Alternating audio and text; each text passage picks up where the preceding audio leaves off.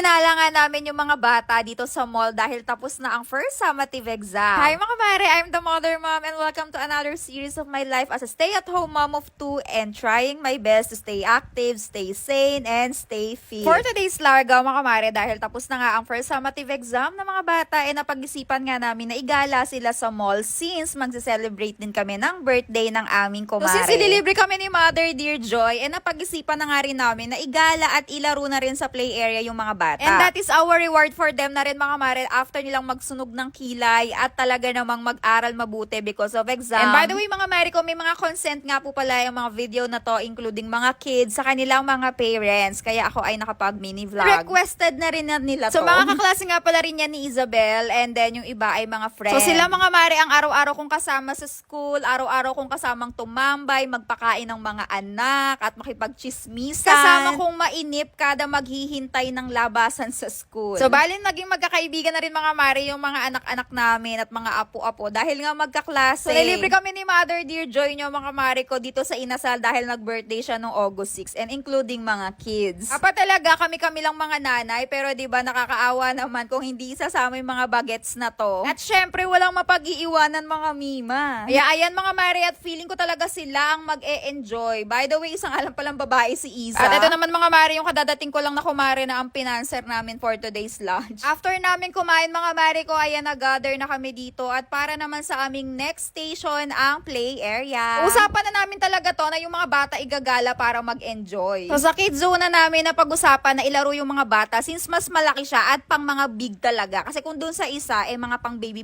pa. Ayan mga mare ko, ang mga bata hindi magkamayaw o mag-fill out muna kayo bago kayo magbayad. Dahil may kanya-kanya po silang pupuntahan mga mare ko, ako ang nagwagi na magbantay ng mga bata. Pero mga mare, babalik din yung mga yan, may mga dadaanan lang yan. Hindi naman na rin kasi mga bantayin yung mga yan, kumbaga alam na nila yung mga gagawin nila at naglalaro lang naman sila at kayang-kaya ng tignan ng mata. Buti na nga lang din mga mare ko, walang masyadong bata or hindi crowded, kumbaga sila lang yung maglalaro, kaya nakikita ko agad kung nasaan sila. O talaga mga mami, ugali ko na talaga na after exam ni Isabel, itinitreat ko talaga siya kahit sa cafe or kahit saan niya gusto, para naman nang sa ganon, masipagin siyang mag-aral. Basta kahit mga small thing lang, bibili lang siya sa Alpha Mart, ganyan. Kaya ako nakapaglaro kay Ate Isa dahil meron nga siyang sariling kalaro at gusto niya nga naglalaro siya mag-isa with her friends. Mabuting mga mare, may dala akong sariling wifi kasi kung hindi, maiinip talaga ako dahil ayaw nga makipaglaro sa akin ni Ate Isa. So habang pinapanood ko naman silang naglalaro mga mare ko, ako naman dito ay nagtatrabaho kung ano-ano yung ginagawa ko sa cellphone. Buti nga mga mare, pumayag silang magpa-picture o magpa-video at natat kasi silang maglaro at nung sinabi nga namin na umalis na sila, kanya-kanya naman talaga silang takbo. Tapos kami ng mga kumare ko, mga mare, nandito lang sa may upuan at nagbabantay at nagbi-video at nagpi-picture sa kanila. O diba nakakatawa talaga dito sa kids zone ng mga mare ko kasi yung mga games nila is pang malalaki talaga or mga hindi na pang toddler. Mag-e-enjoy din talaga yung mga bata dahil malawak din. 1 hour lang din yung in-avail namin dito mga mare ko dahil may kanya-kanya pang larga at ayaw nang magpagabi. After ng kanilang laro at nakapagpalit na rin ng mga damit mga mare ko, nag-aya naman sila para magmerienda dito sa may Dunkin Donut. O talaga naman.